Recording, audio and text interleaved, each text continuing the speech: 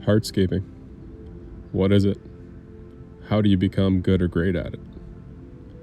Well, it requires hard work, perseverance, skill, and experience that can only be gained by working hard. To be a professional, you need to find methods that work for you to set up heights, calculate slopes, and lay out projects to a precise degree of accuracy. You need to balance precision and technical skill with an artistic eye.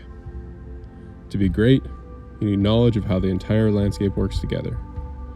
To be great, you need to know how to properly install drainage, irrigation, lighting, water features, and have a desire to learn the ever-changing details of all of these elements. You need to listen to your clients' needs, communicate how your skill set can help them achieve their dreams, and always be aware of how they perceive you and your work. And you need a team. Partner with great professionals. Cultivate and maintain relationships with suppliers, complementary businesses, and even your competition. Be open to all possibilities, flexible to trends, and lighter on your feet than your competition. Find and promote what makes your team money and your business successful, but never stop learning.